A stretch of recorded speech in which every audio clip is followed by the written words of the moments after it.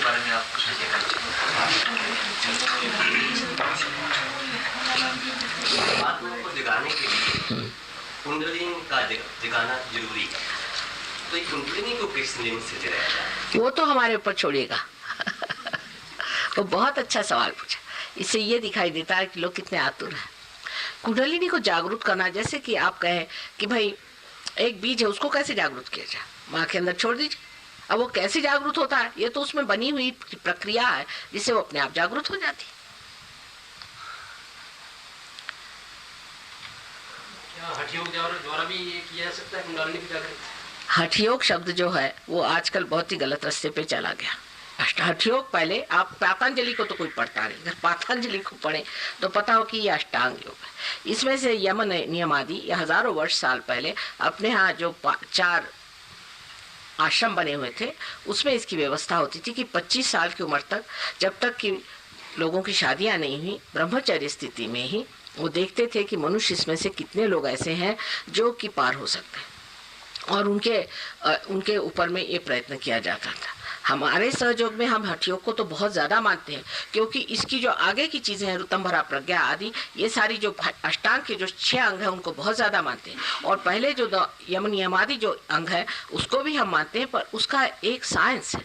ये नहीं कि आपके सारे की सारी या आप अपने हठयोग की क्रियाएं करें, ये बड़ा गलत नुकसान कर जाते हैं। जैसे कि पूरी दवा है कि अगर आपके पास पिटारी हो तो सारी दवाइयां आप खा लीजिए। अरे भाई, जो आपको बीमारी है वो खाइए, जो बीमारी नहीं वो आप क्यों खा रहे हैं? जैसे आपके पेट में शिकायत, आप सर का कुछ काम कर रहे हैं, फायदा क्या है? पेट तो खराब जाएगा, सर भी खराब जाएगा। दूसरी बात उसमें एक और है कि जब तक कुंडलिनी का जागरण नहीं होता, ये आप जान नहीं सकते आपका दोष क्या है।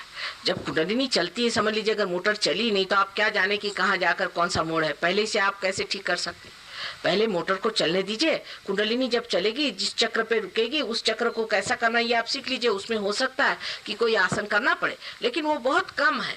मतलब जिस चक्र पे खराबी है उसे ठीक करना। लेकिन हम तो सारी ही क्रियाएं ऐसी सुबह से शाम तक करते रहते हैं, जिसको कहना चाहिए कि बिल्कुल ही उसमें हमें पता ही नहीं, जिसको इनडिस्क्रिमिनेट बिहेवियर कहते हैं, उस तरह से हम चलते रहते हैं और उससे इतने प्रॉब्लम खड़े हो जाते हैं, इतने आपको मैं बता नहीं सकती। वो तो जब आप कभी सहयोग में आए तो आपको समझ में आएगा कि इस हठयोग से कितने प्रॉब्लम आ जाते, क्योंकि इसका कोई रिश्ता उस पूरी चीज से नहीं है जो कि जिसे कि हम पतंजलि योग कहना चाहिए। हठयोग जो आजकल बना हुआ, ये तो सिनेमा एक्टरों के लिए है कि किसी तरह से अपने शरीर को दुबला कर दे।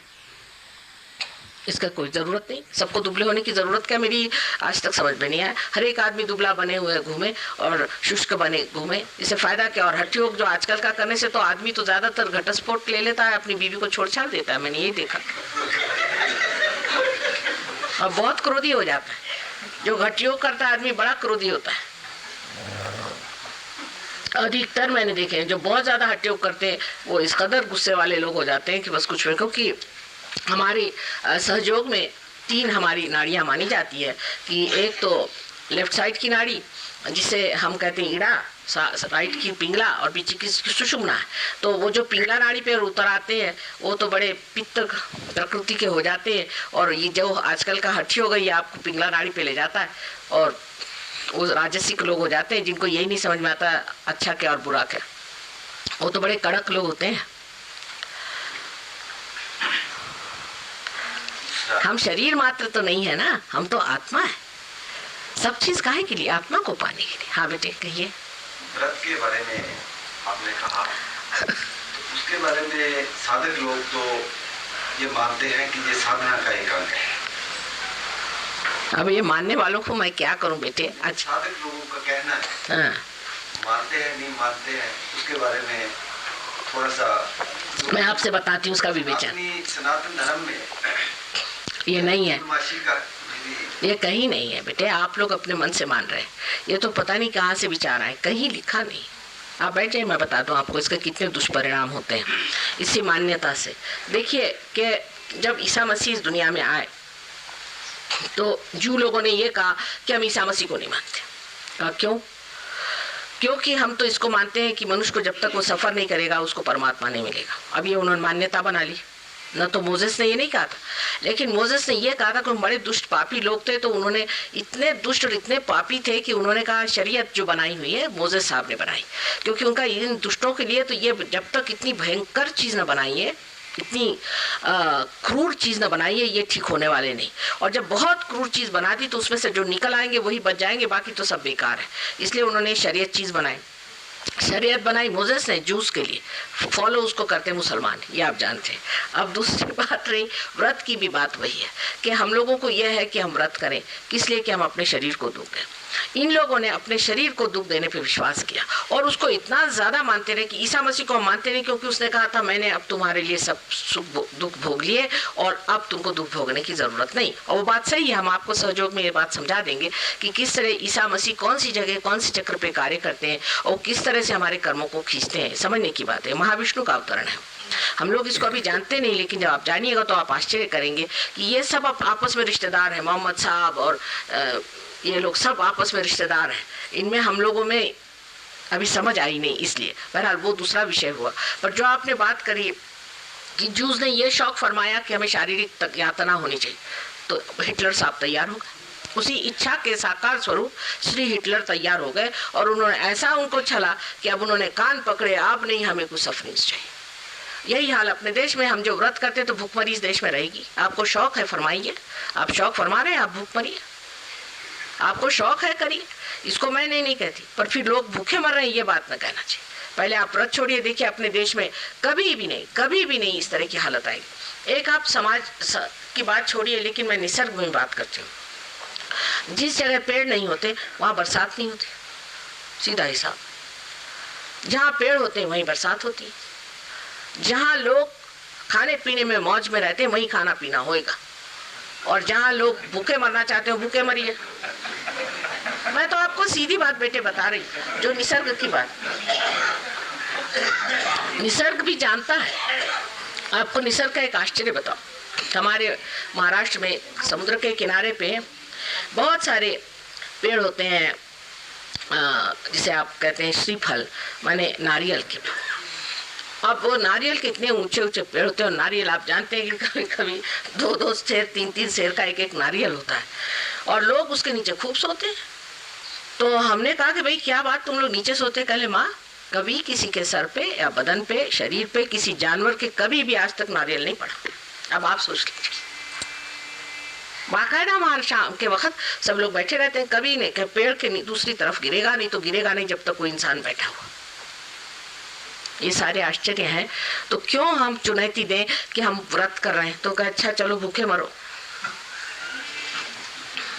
हम तो ऐसे बहुतों को जानते हैं कि जो जिंदगी भर व्रत करते रहे, बाद में उनके बच्चों ने उनको भूखा मारा।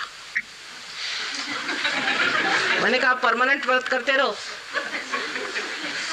हाँ, लेकिन अपने शरीर को जो उपयुक्त है वो चीज खाओ। ये तो नहीं मैं कहती कि आपको जो उपयुक्त नहीं, उसका भी एक साइंस है। फिर से हम बताते हैं कि जैसे किसी को लिवर है, उसको क्या चीज खानी चाहिए, वो तो देखना ही पड़ता है थोड़ा बहुत, वो दूसरी बात है, वो संयुक्त, वो ठीक है। युक्त जो चीज है वो करनी चाहिए, लेकिन जो चीज युक्त ही नहीं है, बेकारी में दिमागी दिमाग से आप एक धारणा करके अपने को मार डालना चाहते हैं, तो उसे हम क्या करें बताइए। हम तो समझा रहे हैं आपको कि खूब खाइए पीजिए, लेकिन उसका ये जानिए कि कौन सी चीज आपके शरीर को आवश्यक है। मौज में रहिए, परमात्मा ने सारी सृष्टि मौज में रहने के लिए बनाई। प्रसन्न रहना चाहिए, प्रसन्न। हमें सब लोग जब हम वहाँ गए फ्रांस, तो लोगों ने कहा कि माँ आप तो बहुत ज़्यादा खुशहाल नज़र आते हैं। तो मैंने कहा अब क्या करें इसे? कहले नहीं, यहाँ तो लोग सोचते हैं कि जो आदमी खुशहाल है उसको तो दुनिया का कुछ पता ही नहीं, बड़ा इग्नोरेंट है। मैंने कहा अच्छा, तो यहाँ क्या सब बड़े मिजरेबल लोग रहते हैं? उन्होंने एक किताब आपने पढ़ी हुई, ले मिजराबल। तो जब मैं वहाँ पहुँची तो मैंने कहा तुम लोग तो होने ही हुए ले मिजराबल, क्योंकि हर तीसरे या चौथे घर के बाद में आप कुत्ता एक देख लीजिए, 10वें घर के बाद एक गंदी औरत वहाँ खड़ी देख लीजिए। मैंने कहा और इस देश में और होगा क्या, जहाँ सारी गंदगी भरी पड़ी हुई है, जहाँ सारा अधर्म है, तो सब तो ले मिजराबल होंगे ही। लेकिन मैं तो इसमें नहीं पढ़ने वाली। अब जब वो बदल गए तो पता चल रहा है उनको भी कि आनंद क्या चीज है। हमें आनंद को प्राप्त करना है कि दुख को प्राप्त करना, पहली बात। ये व्रत से बहुत लोग घबराते हैं कि व्रत नहीं छोड़ना चाहते। अरे भाई छोड़ दो छोड़ना नहीं चाहते बेटे, ये बड़ी पकड़ है। यही तामसिक वृत्ति है कि जो चीज गलत है उसी को पकड़े रहे। उससे हजारों बीमारियां होती, हजारों बीमारियां, व्रत करने वालों को हजारों बीमारियां रहती, पर छोड़ेंगे नहीं और सबको परेशान करेंगे। व्रत जिस दिन होता है सारे घर में हंगामा, जैसे हनुमान जी उतर आए, आज मैं ये खाऊंगी, नहीं तो वो खाऊंगी, नहीं तो ये चाहिए, नहीं तो अरे भाई व्रत है तो भूखे मरो, काहे को सबको परेशान कर रहे हो।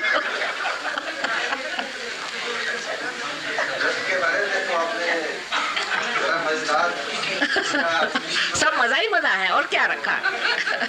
दूसरा कि जैसे कि सतयुग है, द्वापर है, कलयुग है, और कलयुग में ऋषि लोगों ने लिखी है या किसी ने लिखी है, उसमें बताते हैं कि ऐसा ऐसा होगा, और उसके मुताबिक आजकल देखने को भी मिलता है और हो भी रहा है। हाँ ठीक है।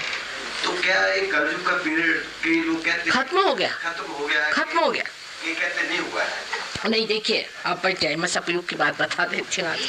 बड़ी मजेदार बात है कि कलयुग की जो बात कही थी उस युग में हमें नल दमयंती आख्यान में बहुत सुंदर लिखा हुआ है कि नल और दमयंती को इस कली ने अलग कर दिया और बहुत उसने उसके बाद बहुत यातनाएं उनको उठानी पड़ी। तो एक दिन नल के हाथ कली लग गए तो उन्होंने उनकी गर्दन दबोची, कहले आज तो तुम्हें मैं मार डालता हूँ। कली से कहा कि बस अब तुम तो कुछ भी कहो मैं तुमको मार डालूंगा। तो उनका भाई देखो तुम मेरी गर्दन छोड़ दो, एक बात पहले सुन लो, मैं अपना महात्म्य बताता हूँ, अगर मेरा महात्म्य तुम्हें अगर मान्य हो, मैं झूठ नहीं बोलता हूँ, मैं जो बताऊंगा वो अगर होने वाला हो और तुम्हें अगर मान्य हो तो तुम मुझे छोड़ देना। कहा अच्छा क्या तुम्हारा महात्म्य क्या हो सकता है, तुम तो बहुत सबको सताने वाले हो। तो उन्होंने कहा मेरा ये महात्म्य है कि जब मेरा युग आएगा, इस वक्त कलयुग आएगा, उस वक्त जो दरी कंदरों में और इन पहाड़ी गुफाओं में जो आत्माएं, जो बड़े बड़े लोग घूम रहे हैं, परमात्मा को खोज रहे हैं, वो सर्वसाधारण तरीके से घरों में रहेंगे और वो इस चीज को प्राप्त करेंगे जिसे आत्मबोध कहते हैं। इस बात को सुन करके उन्होंने कली को छोड़ दिया। ये बिल्कुल साफ उसमें लिखा हुआ है, वही कलयुग आया है। लेकिन आज से कोई 50-60 वर्ष पहले ही कलयुग जो है ये कृत युग हो गया। हमारे यहाँ जो विक्रम संवत चलता है उसमें इसकी चर्चा नहीं है, लेकिन जो शालिवाहन संवत है, जो शालिवाहन राजा ने चलाया हुआ था, मैं उसी शालिवाहन की वंशज हूँ। मतलब ऐसे राजपूत थे ये पहले, फिर जाके महाराष्ट्र में रहे बहुत हजारों वर्षों से। वही शालिवाहन ने जो चलाया हुआ है उसमें लिखा हुआ कि आजकल कृत युग है, इसे वो नहीं। कृत युग माने इसमें जो है आपकी जो चैतन्य है वो कृत कार्य करेगा, कृतार्थ होगा, वो उसकी क्रिया दिखाई देगी और इसे कृत युग कहा है। और जब ये कृत युग अच्छे से घटित हो जाएगा उसके बाद आपका सत्य युग आएगा। इसका वर्णन जैसे कि योगी महाजन ने बताया है, ये किताब जिसका नाड़ी ग्रंथ जो कि भृगु मुनि ने लिखी है, उन्होंने भृगु संहिता और नाड़ी ग्रंथ 2 किताबें लिखी हैं। नाड़ी ग्रंथ में ये सब बातें उन्होंने लिखी हुई हैं और जब नाड़ी ग्रंथ में व्यवस्थित रूप से लिखा गया है कि ऐसा समय आएगा कि जिस वक्त में हर इंसान की कुंडलिनी सहज में जागृत होगी। इतना ही नहीं, उनकी सब बीमारियां ठीक होकर के अस्पताल आदि जो संस्थाएं वो कमजोर पड़ जाएंगी। डॉक्टरों को घबराने की कोई बात नहीं, अभी वो समय आने में टाइम है।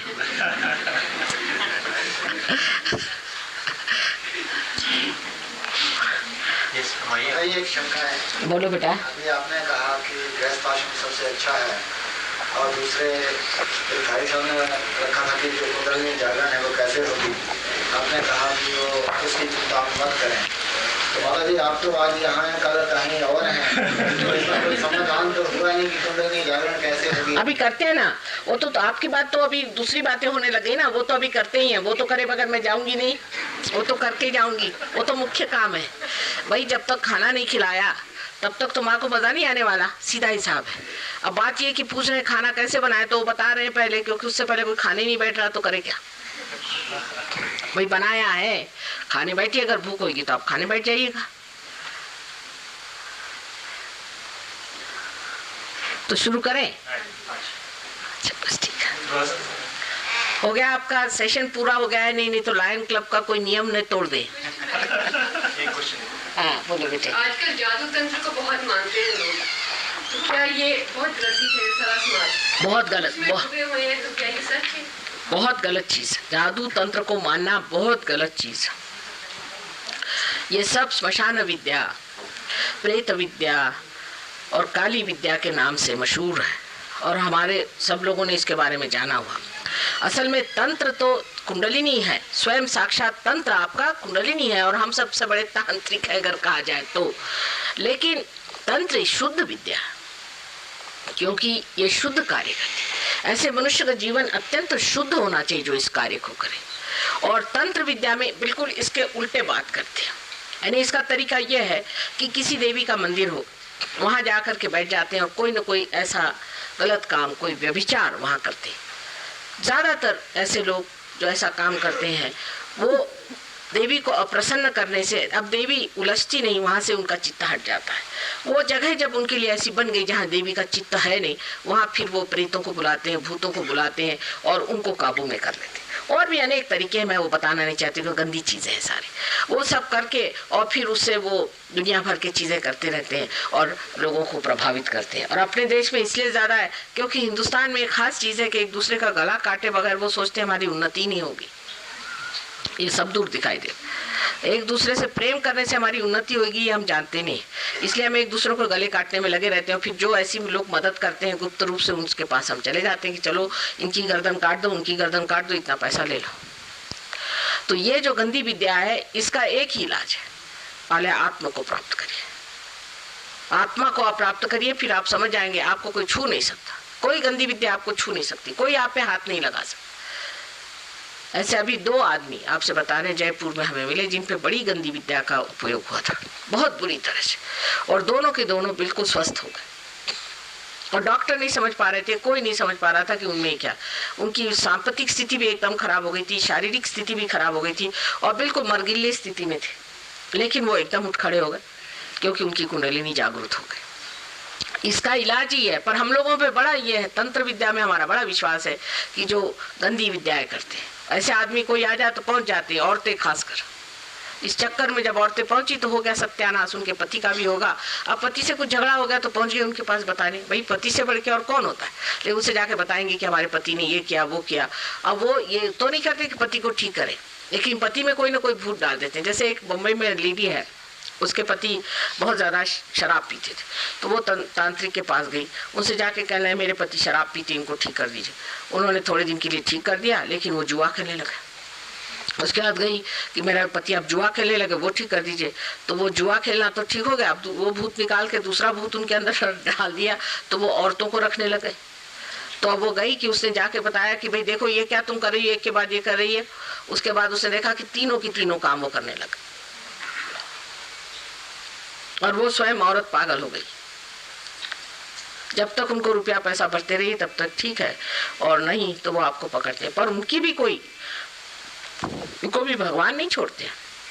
ऐसे जो लोग तंत्र विद्या करते हैं, इनके 7 जन्म 7 बच्चों तक, पुश्तन पुष्ट 7 उनका नुकसान होता है। मैं आपको बताऊं, लंदन में एक साहब आए थे हमारे पास, और वो डॉक्टर साहब थे हिंदुस्तानी, और वो कह रहे मुझे पता नहीं क्या आजकल चक्कर आते हैं, ग्लानि रहती है, डिप्रेशन रहता है। तो मैंने उनसे पूछा क्या आपके बाप दादों में कोई तंत्र विद्या करता था? कह रहे हाँ हमारे यहाँ 2 पुश्त में हुई थी, लेकिन हमारे 5 पुश्त में ऐसा ही चल रहा है। मैंने कहा ठीक है, अभी आपका बच्चा बच गया, नसीब समझ लीजिए। बाद में उनको मैंने ठीक किया तो उनको जूते मारने पड़े उन लोगों को जिन्होंने तंत्र विद्या की थी। जूता हमारे ऐसा मारते हैं, उनका नाम लिख करके जूता मारी, सिंबॉलिक। उससे उनकी स्थिति ठीक हुई, बड़ी बुरी हालत में थे। तो जो तंत्र विद्या करते हैं जानते नहीं, इनके पीछे एक बार अगर भगवान लग जाए तो ये इनका कहीं का ठौर नहीं रहेगा। और वो छोटी छोटी चीज जैसे आपका मन समझ लेंगे, आपके मन में क्या विचार है, इसमें क्या रखा हुआ है?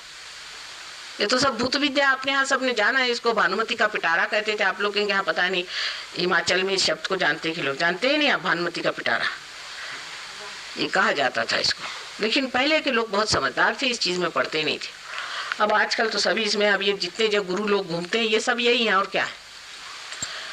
हमारे यहाँ इनको गुरु घंटाल कहते थे, गुरु नहीं कहते थे।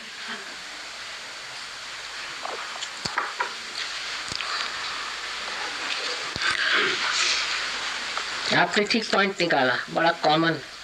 जो आजकल जो बुक्स निकली हैं व्रत और जो शिक्षा देते हैं इतने फास्टों के बाद और जो कथाएं करते हैं और डिफरेंट माताएं, लाइक संतोषी माता, संतोषी माता तो बिल्कुल सिनेमा वालों ने बनाई है। बिल्कुल संतोषी माता कोई शब्द ही नहीं, देवी के 1000 नाम है, उसमें संतोषी शब्द नहीं, क्योंकि जो देवी स्वयं साक्षात संतोष देती वो क्या संतोषी होगी? संतोषी तो एडजेक्टिव है, आपको खुद सोचना चाहिए, पर हम लोग जानते नहीं ना। यही 100 साल में क्यों ऐसी, देखिए हमको भी सोचना चाहिए कि ये सब चीजें पहले क्यों नहीं चलती थी, आज नई नई चीजें निकल रही है, ये कैसे, क्यों? वजह यह है कि हम अपने बारे में जानते नहीं, हमें अपने शास्त्र मालूम नहीं, देवी के 1000 नाम हमने कभी पढ़े नहीं, हम क्या जाने संतोषी माता नाम है या नहीं। किसी ने संतोषी माता का व्रत किया तो बड़ा ही मुश्किल हो जाता है मुझे पार कराना। ये तो सब ये सिनेमा वालों ने एक संतोषी माता बना दी, सिनेमा वाले क्या माता बनाएंगे? आप ही सोचिए कहाँ से निकाले। इस तरह की नई नई चीजें बहुत है। अभी हमारे महाराष्ट्र में एक, मैं तो कहती हूँ तो ब्राह्मणों के कर्दन काल निकला है, बेचारे सारे ब्राह्मणों को मार डाला उस आदमी ने, उसका नाम था गुड़वणी। उससे एक किताब कोई विष्णु तीर्थ करके है, उन्होंने किताब लिखी, ये 50-60 साल पहले उन्होंने किताब लिखी थी, उसमें कुछ तरुणोपाय अरुणोपाय पता नहीं बड़े बड़े नाम दे दिए। तो मैंने इन ब्राह्मणों से कहा कि तुम क्यों इसमें पढ़े, तुम्हारे पास शास्त्र नहीं है? ये कहीं लिखा है अपने शास्त्रों में? जो चीज परंपरागत हमारे अंदर है, जो महान लोगों ने लिखी है, मैंने कहा तुम तो, और खासकर महाराष्ट्र के ब्राह्मण तो इतने विद्वान हैं, मैंने कहा ये तुमने माना क्यों? ये मानने की जरूरत क्या थी? ये कहाँ लिखा है, कौन से शास्त्र में लिखा है? लेकिन मान गए। आज कोई भी आता है, नियो सन्यासी कोई चलाया, कोई फलाना ढिकाना, ये सब नई नई चीजें निकालते, वो बड़ी अच्छी लगती है हमको। ये राजसिक स्वभाव होता है मनुष्य का, उसको रोज नई चीज चाहिए। अरे भाई, जो अपने यहाँ इतनी बड़ी चीज रखी है उसे देखिए। कहीं लिखा है, शंकराचार्य ने कहीं लिखा है कि कुंडलिनी से आपको तकलीफ होती, लेकिन अभी कुंडलिनी फाउंडेशन बनाए, बताइए 65 लाख रुपए उनको दिया गया। कुछ समझ में मेरे नहीं आता है कि जो कभी लिखा नहीं वो चीज क्यों मानते हैं आप लोग? कभी नहीं मानना चाहिए। हमारे यहाँ हजारों वर्षों से चीजें लिखी हुई, हम तो मतलब ज्ञात लोग हैं, हमको क्या इस चीज में पढ़ा। मैं अंग्रेज समझ सकती हूँ, क्योंकि वो तो बेवकूफ ऐसे ही होते हैं और इस तरह से और बेवकूफ बनते हैं। तो राजसिक लोग होते हैं, उनको कोई नई चीज दे दीजिए। आजकल और नया निकाला है उन लोगों ने कि सर में लाल रंग लगाओ, नाक में सुइयां डालो, यहाँ पे पीने बांधो और घूमते रहते बेवकूफ जैसे। उनसे पूछा कि ये सब क्या करते हो, तो कल इसमें क्या गलत हुआ? मैं कहा कुछ नहीं, नाक काट लीजिए, उसमें क्या गलत हुआ? उनको यही नहीं समझ में आता कि गलत और सही क्या। उनसे क्या सीखने का? जो हमारा धरोहर है, इतने सालों से जो शास्त्र हमारे अंदर है। और देखिए कि आश्चर्य मुझे लगता है, इतने विद्वान ब्राह्मण लोग, इतने विद्वान जो कि शास्त्र जानते हैं, उनको इस आदमी ने बिल्कुल पंगु कर दिया, सबको पैरालिसिस, दुनिया भर की बीमारी। और जब मैंने उनसे पूछा कि साहब ये कहाँ किस किताब में लिखा है, तरुणोपाय अरुणोपाय और शक्तिपात, तो कह लगे किसी किताब में नहीं। तो मैंने कहा ये कहाँ से बीच में से पैदा हो गए 60 साल पहले? ये बात करें, सोचना चाहिए ना कि क्या हमारे शास्त्रों में लिखना होना चाहिए ना। और इतने विद्वान लोग, उन पे मुझे आश्चर्य हो। मैंने कहा कि तुम लोगों को इन्होंने मात किया, उनके चक्करों में नहीं आना चाहिए। नई कोई बात आए तो पूछना कि इसका शास्त्र में आधार बताओ, शास्त्राधार होना चाहिए। अभी उन्होंने कहा तंत्र के बारे में कि क्या तंत्र विद्या, क्या ये साधना है? ये साधना नहीं है। आपने कहा था ना कि किसी ने कुछ कर दिया था बॉम्बे में, वो आपके पास पहुंची। हाँ, वो करना क्या होता है, साधना नहीं होती बेटे। उसमें क्या करते हैं ये कि कुछ प्रेत विद्या है, उस विद्या से वो कुछ लोग काबू में कर लेते हैं। और ये जो प्रेत है इनके काबू में रहते हैं, उस काबू से ये लोग उनसे काम करवाते हैं। विद्या है, विद्या अविद्या है, अविद्या बिल्कुल है। हाँ, ये बात सही, मतलब हाँ, ये हाँ फैक्चुअली ये है, फैक्चुअली यह आप जो कह रहे ठीक बात। यहाँ पर किसी को तकलीफ हो जाती है, हाँ, आपके पास वो 2 आदमी बॉम्बे से चले के आ गए, आपने कुंडली द्वारा उसको ठीक कर दिया। उसका क्या रास्ता उनको ठीक करने का? जो आदमी जो जिन दुकानदारों के पास घूमते जाता है, ठीक है, आप ठीक है, मत्थे टेकते हैं, उनको जाके चढ़ावा देते हैं, बस वो लोग उनको ठगते हैं। हाँ, उसका क्या रास्ता उनको बचाने? रास्ता तो भाई कायदे में तो कुछ है नहीं अपने यहाँ, लेकिन परमात्मा के कायदे में है। वो ये है कि अब आप लोगों को ये वार्ता सब जगह पहुंचानी चाहिए, लोगों से बताना चाहिए कि गलत रास्ता है, नहीं करें, पेपरों में छापें, इस पर चर्चा करें, लोगों से बताएं कि ऐसी चीजें होती है। कोई भी आजकल प्रसार करना मुश्किल काम नहीं है, पर यह है कि इसका इलाज सिर्फ सहयोग है। अगर कोई आदमी इससे पीड़ित है तो सहयोग से वो ठीक हो सकता है। उसके लिए यहाँ पर आपके बड़ा अच्छा सेंटर है, इतना बड़ा हमारा यहाँ आश्रम है, तो आपके लिए तो कोई प्रॉब्लम नहीं। पर आप जो कह रहे हैं ठीक है कि इसकी व्यवस्था होनी चाहिए। हजारों आदमी इस लाइन में लगे हुए हैं, वो बुरे काम करने में लगे हुए हैं। अब आपको बताएं कि हमारे बम्बई में एक आईजी पुलिस है, अब उनसे बढ़ के तो कोई बम्बई में है नहीं पुलिस वाला, उन पे असर आया। अच्छा, उनकी हालत खराब हुई तो मुझसे मिलने आए, तो मैंने कहा साहब आईजी साहब, जब आप पे ये असर आया और आप ठगे गए तो आप इस पे कायदे कानून क्यों नहीं लगाते? कहले इसका कोई कायदा ही नहीं। तो मैंने कहा कि आप कुछ करिए, आप किताबों में लिखिए, आप पेपरों में लिखिए, आप अपना अनुभव लिखिए कि मेरे साथ ऐसी ज्यादती हुई, मुझसे लोगों ने ऐसी तंत्र विद्या की, मुझे ऐसा नुकसान पहुंचाया। आप क्यों नहीं कोशिश करते? आप करिए। कहले मेरा कोई विश्वास करेगा? मैंने कहा लिखो तो सही, पेपर वालों से जाके बताओ कि देखो मेरे साथ ऐसा हुआ था और ये मेरी हालत हुई थी और मुझे ह्यूस्टन तक जाना पड़ा, ये उस आदमी ने मुझसे ऐसा किया। कहले वो उसका संबंध, उससे रिलेशनशिप नहीं लगा। मैंने कहा आप कह के तो देखो, 4 बातें करो, पैम्फलेट्स पे रखो, किताबें। अब हमने किताबें छापी हैं, हम लोग ही छाप रहे हैं। मैं ही एक अकेली हूँ जो 1970 में, आप देखिए, आप काबसी जहांगीर हॉल जो कि बम्बई का सबसे बड़ा हॉल है, वहाँ पर खुले आम मैंने इस पर चर्चा की। इतना ही नहीं, राक्षसों के भी नाम बताए कि कौन से राक्षसों ने जन्म लिया, उनके क्या क्या नाम है। लेकिन उनकी किसी की हिम्मत नहीं हुई कि मेरे पर कुछ लिखे या मेरे और दौड़े। आपके यहाँ के चंबा की कहाँ के महाराजा वहाँ थे, वो आए, कहले माँ क्या कर रहे हो, आपको बंदूक से मार देंगे। मैंने कहा उठाओ तो बंदूक, देखे कौन मेरे सामने बंदूक लाता है, वो भी मैं देख लूँ। तो ये चीज़ ज़रूर होती है कि ये जो आप कह रहे हैं ये बात है, ये अविद्या है, इसमें कोई शंका नहीं, बिल्कुल है, और लोग करते हैं। ये तो बात सही है आपने कही, अच्छी। हाँ, मतलब वास्तविकता है। आम आदमी को कैसे बचाया जाए? आपके पास तो मेरे पास आने की जरूरत नहीं भाई साहब, सिर्फ मैं आपसे नहीं, मेरे आने की जरूरत नहीं। मेरे फोटो हैं, मेरे फोटो में भी चैतन्य। आप मेरा फोटो रख लीजिए, सिर्फ फोटो आप रखने से ही सब भागेंगे, फोटो से बहुत भागते हैं।